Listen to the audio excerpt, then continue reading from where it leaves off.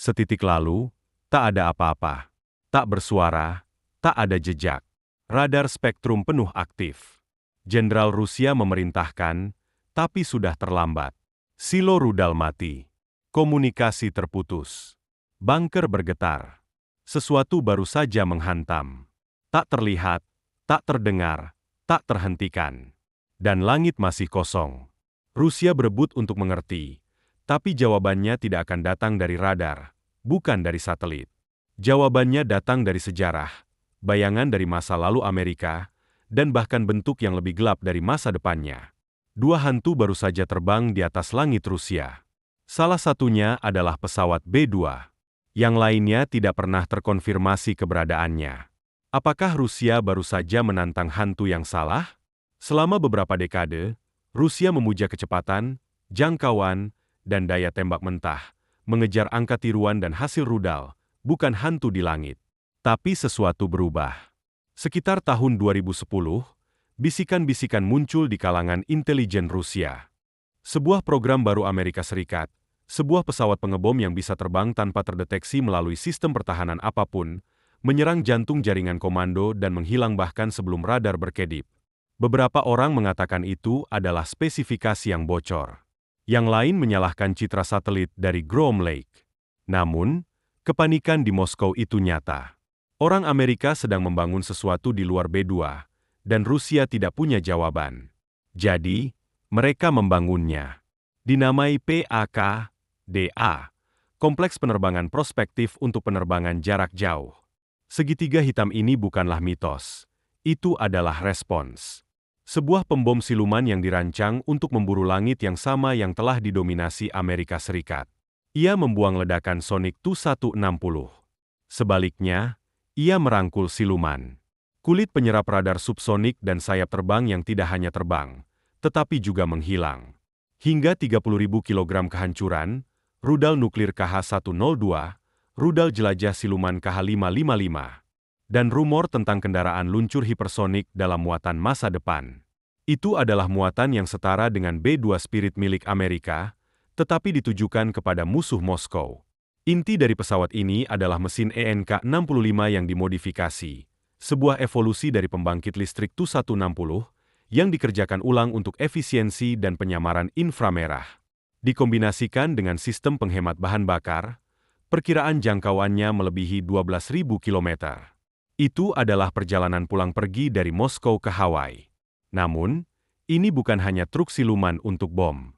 PAK-DA dibayangkan sebagai benteng komando digital, teluk internal untuk kawanan drone, penargetan yang dibantu AI, POD pengacau, dan muatan siber. Ia dirancang untuk meluncurkan wingman setia di udara, membingungkan radar musuh dengan umpan elektronik, dan mengelabui rantai pembunuh sebelum rudal pertama ditembakkan. Prototipe pertama dikonfirmasi sedang dibangun di pesawat Kazan pada tahun 2023. Uji coba darat dilaporkan dimulai pada tahun 2024. Sumber intelijen menyarankan penerbangan pertama direncanakan untuk tahun 2025 atau 2026, mungkin secara rahasia, mungkin sebagai tontonan.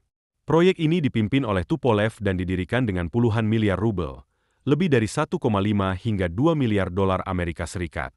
Meskipun Rusia menanggung perang dan sanksi, Kremlin tidak melambat, yang berarti mereka mempertaruhkan segalanya pada hantu ini. Namun, inilah paradoksnya. Terlepas dari spesifikasinya, PAK-DA masih belum terbukti. Dalam upaya menyamai kesunyian siluman Amerika, Rusia mungkin telah memanggil senjata yang tidak dapat dikendalikan atau dibenarkannya. Karena jika pesawat pengebom ini dibuat untuk mengalahkan hantu, apakah perang sudah kalah saat ia terbang? Di pangkalan udara Amerika Serikat yang beku, dua bayangan beristirahat di bawah fajar merah darah.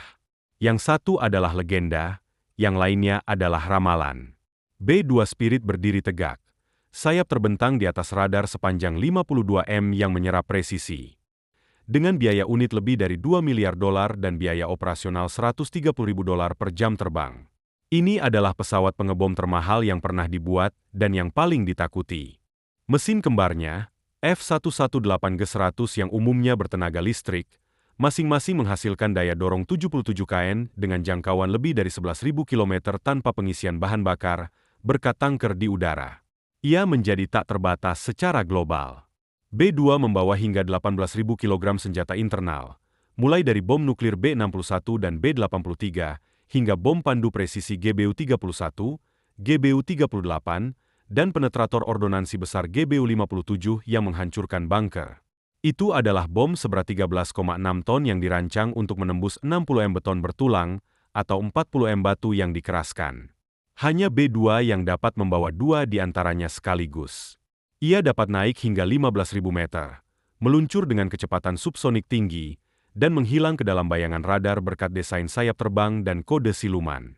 Ia dilengkapi dengan radar A dan APK-181 dengan probabilitas intersepsi rendah, penanggulangan elektronik, dan perangkat lunak adaptif misi yang terus diperbarui dengan ancaman baru. Di Kosovo, ia menyerang lebih dulu. Di Irak, ia menutup pusat komando Saddam sebelum matahari terbit. Di Afghanistan, ia melayang tak terlihat di atas pegunungan. Di Yaman, ia datang dari Diego Garcia, menyerang target yang kuat dan menghilang sebelum telepon seluler dapat menangkap satu jejak pun. Tidak ada pencegat yang pernah terkunci. Tidak ada rudal yang pernah dilacak. B-2 bukanlah senjata, itu adalah pesan. Dan tepat di sebelah Spirit, hantu baru muncul, B-21 Raider. Lebih kecil, lebih ramping, dan bahkan lebih sulit dilihat. Dengan lebar sayap di bawah 45 meter pada penampang radar rahasia, yang dikatakan sebagai yang terendah yang pernah tercatat, ia dirancang untuk melakukan satu hal, bertahan di langit paling berbahaya di masa depan. Dibangun oleh Northrop Grumman, dalang yang sama di balik B-2, B-21 menghabiskan biaya sekitar $700 juta per unit, kurang dari setengah harga Spirit, tetapi dengan modularitas, siluman, dan daya tahan yang jauh lebih baik. 6 unit sudah dalam produksi, dengan lebih dari 100 rider yang direncanakan untuk bertugas. Angkatan Udara Amerika Serikat menyebutnya pembom digital karena sepenuhnya dalam simulasi, ditingkatkan dari jarak jauh, dan dibangun untuk misi yang bahkan belum diberitahukan kepadanya. Jangkauannya, antar benua, lebih dari 9.500 km tanpa pengisian bahan bakar, dapat diperpanjang dengan pengisian bahan bakar di udara. Muatannya hingga 15.000 kg amunisi berpemandu presisi tinggi, termasuk hulu ledak nuklir, rudal hipersonik, JASM, penghancur bunker GBU-57, dan POD peperangan elektronik Next-G. Pesawat ini kompatibel dengan sistem misi terbuka, artinya ia dapat beralih dari serangan konvensional ke gangguan siber dengan pembaruan perangkat lunak di tengah penerbangan. Di balik kulitnya, B-21 membawa mesin adaptif. Kemungkinan versi Pratt Whitney F135 atau turunan canggih yang dibuat untuk tanda termal dan akustik yang sangat rendah. Sehingga dapat menyelinap melewati sensor inframerah dan akustik yang bahkan akan dipicu oleh B-2. Kokpitnya dilengkapi AI dengan kemampuan penerbangan tak berawak yang optimal. Ini bukan sekadar pembom siluman. Ia adalah komandan drone, server medan perang, hantu bercakar. Dan meskipun PAK, DA bahkan belum terbang, B-21 sudah berada di hanggar di landasan, menjalankan uji taksi rahasia. Penerbangan operasional pertamanya diharapkan sebelum 2027, dan penyebarannya dapat dimulai sebelum 2028. Bertahun-tahun lebih cepat dari jadwal Rusia, dua hantu kini menghantui langit malam. Badai salju di atas kutub utara Rusia, kecuali 3 bayangan yang meluncur di tepi napas bumi. 2 pesawat pengebom siluman Amerika dalam patroli serangan ISR. Penampang radar mereka tidak lebih panjang dari burung, 1 B-2 dan 1 B-21. Monitor objektif mereka menghancurkan pertahanan udara yang bergeser dan menghilangkan dugaan lokasi relay drone bawah tanah di dekat Archangel. Namun, tiba-tiba, sensor pasif B-21 menangkap sesuatu. Terlalu besar untuk drone, terlalu cepat untuk Tu-95, terlalu siluman untuk Tu-160. Itu adalah PAK-DA, sendiri tetapi bersenjata, dan sedang memburu hantu. Ketiga pesawat dirancang untuk serangan mendalam. Ini menjadi pertempuran siluman pembom ke pembom pertama dalam sejarah. PAK-DA menembak lebih dulu. 2 rudal jelajah siluman KH-69 diluncurkan dari teluk internalnya, menyebar ke arah tempat yang dikiranya B-2 berada. Kepala pencari mereka memindai di L-band, tetapi mereka hanya menemukan umpan hantu sinyal tandingan. B-2 menarik bang lateral G rendah yang brutal dengan kecepatan subsonik, melepaskan pengacau aktif yang dibungkus poros. Rudal itu berteriak menuju ketiadaan. Tidak seperti B-2, PAK, DA tidak sendirian. Drone pendamping setiap B-21, XQ-58 Ghostfang, meluncur dari ruang muatannya di tengah penerbangan. Ia sudah mengunci kecepatan reaksi PAK, DA yang dibantu pelacakan siluman ke alam. Drone itu cepat dan hampir tak terlihat, lalu melepaskan sepasang POD spare IU, mencoba mengacaukan PAK, komunikasi DA, dan sistem kendali tembakan.